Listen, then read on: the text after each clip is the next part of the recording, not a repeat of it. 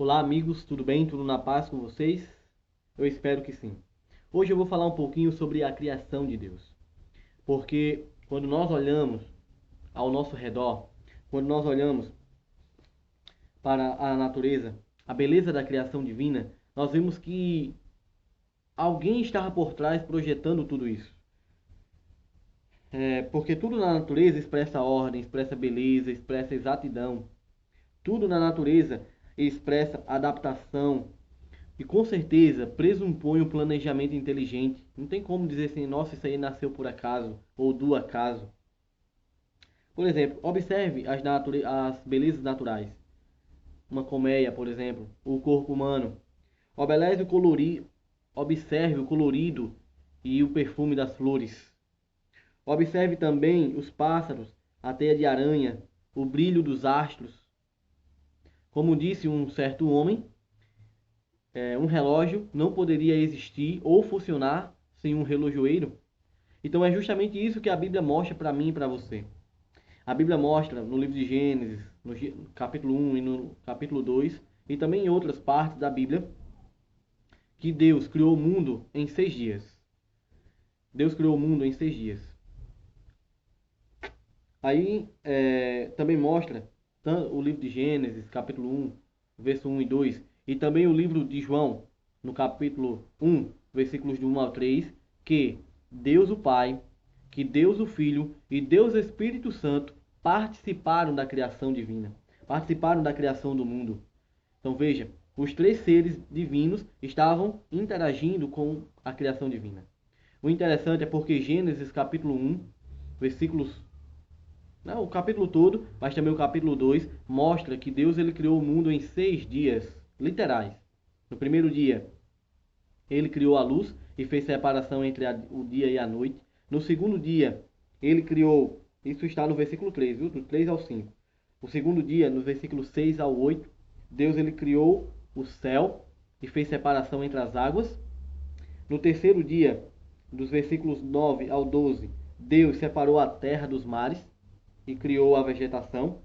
Quarto dia, versículo do 13 ao 19, Deus criou os grandes astros, o sol, a lua, as estrelas, né, para iluminarem a terra.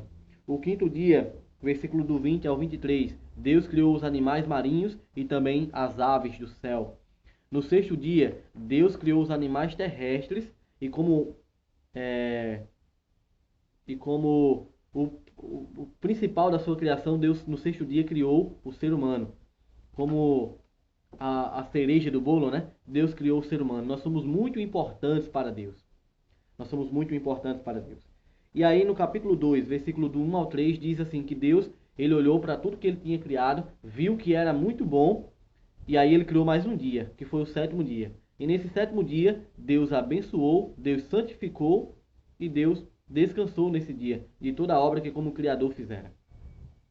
O intrigante é o que líderes religiosos têm colocado na internet, vamos dizer assim, sobre a questão da evolução, sobre a questão do mundo ser criado em 6 dias.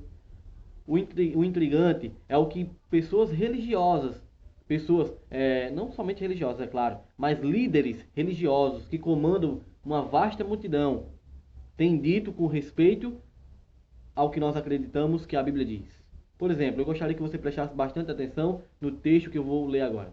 Diz assim, ó, cientistas, vocês enfrentam o tema altamente complexo da evolução e do conceito de natureza. Como podeis bem entender, não abordarei a complexidade científica dessa questão relevante e decisiva.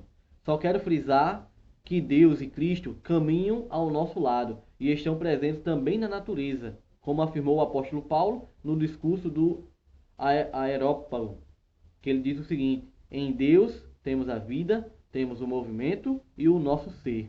Isso está no livro de Atos, capítulo 17, verso 28. Aí ele continua dizendo: quando lemos no Gênesis a narração da criação, corremos o risco de imaginar que Deus foi um mago com uma varinha mágica capaz de fazer tudo. Mas não é assim. Ele criou os seres e deixou que se desenvolvessem segundo as leis internas que ele mesmo inscreveu em cada para que progredissem e chegassem à própria plenitude. e deu a autonomia aos seres do universo, assegurando ao mesmo tempo a sua presença contínua, dando o ser a todas as realidades. E assim, a criação foi em frente por séculos e milênios, até se tornar aquela que hoje nós conhecemos. Precisamente porque Deus não é um demiurgo e nem um mago, mas é o Criador que dá existência a todos os seres. O início do mundo não é obra do caos, que deve a sua origem a outra, mas deriva diretamente de um princípio supremo que cria por amor. O Big Bang, que hoje se põe na origem do mundo, não contradiz a intervenção criadora divina, mas exige a evolução da natureza, não se opõe à noção de criação, porque a evolução pressupõe a criação dos seres que evoluem.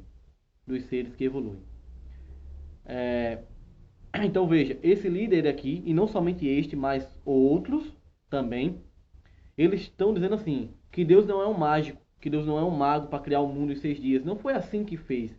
Mas eu pergunto para você, será que Deus não teria todo o poder, até mesmo para criar o mundo em um dia, se Ele quisesse?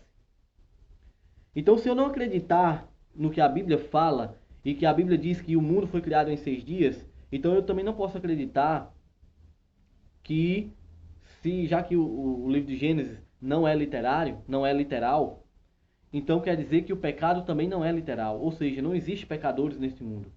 Uma outra frase que esse mesmo camarada usou, ele disse o seguinte, também está nos seus registros oficiais, certo? Eu não vou dizer para vocês, mas está nos seus registros oficiais. Ele disse o seguinte, ó, todas as religiões são verdadeiras, porque elas são verdadeiras nos corações de todos aqueles que acreditam nele, ou nelas. Ele continuou dizendo, não há fogo no inferno, não há fogo no inferno. Adão e Eva não são reais. Não são reais. E aí, eu fico naquela indagação. Se nós, como cristãos, não acreditamos na Bíblia, ou pelo menos em algumas partes dela, como é que eu posso acreditar na Bíblia toda? Se eu não acredito na Bíblia toda, como é que eu posso acreditar em Deus? Como é que eu posso acreditar que foi Deus quem criou o Big Bang para explodir, fazer uma explosão ali, e depois de milhares e milhares de anos, as bactérias, os negócios ali vão se montando, vão se encaixando? Se eu não acredito que Adão e Eva são reais, eu vou acreditar em quê? Que eu vim do ancestral comum do macaco? Quer dizer, existia um ancestral comum, aí esse ancestral dele veio tanto o macaco quanto veio o ser humano. Uma outra coisa, para a gente pensar, já que falamos em ancestral comum. Possivelmente esse ancestral comum, vamos dizer que ele fosse um homem, mas aí, não sei se eu posso chamar de mulher, mas o ser feminino que fez relações sexuais com esse camarada, com esse ancestral comum de nós, ela poderia ser o quê?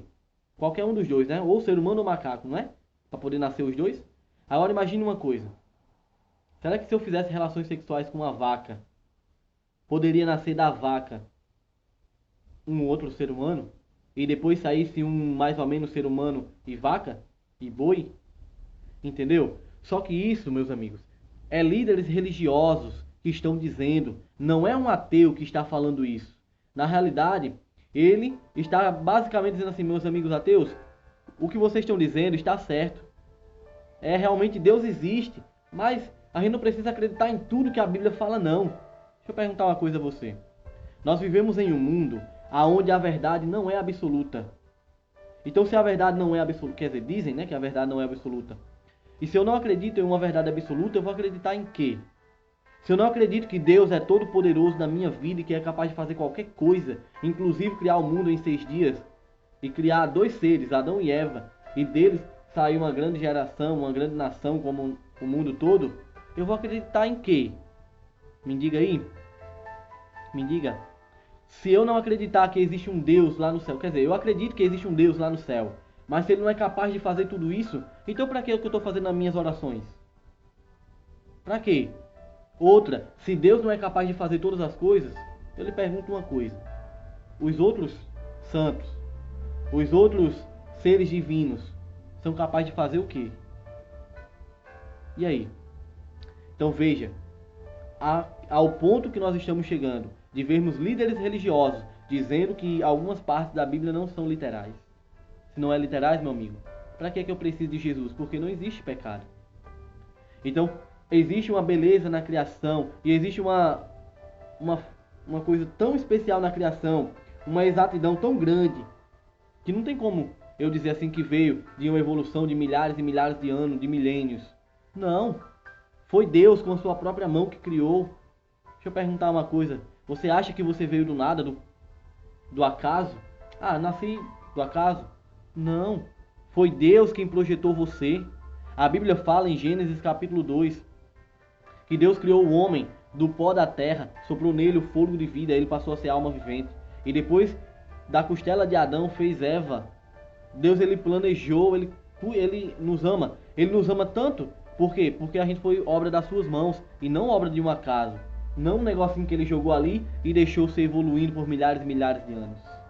Meu amigo, minha amiga, nós temos que acreditar realmente de fato na Bíblia. Porque se nós formos acreditar em homens como esses, infelizmente nós estamos perdidos. Nós estamos perdidos. E essa é a obra do diabo. É nos confundir a mente e nos afastar de Deus e do seu amor e da sua graça por cada um de nós. Mas que eu e você, nós possamos voltar para a Bíblia e estudarmos a Bíblia, porque ela é a nossa única regra de fé e prática, porque ela é a única verdade absoluta em um mundo onde nem existe verdade. Meu amigo e minha amiga, um abraço para você e até mais, se Deus quiser.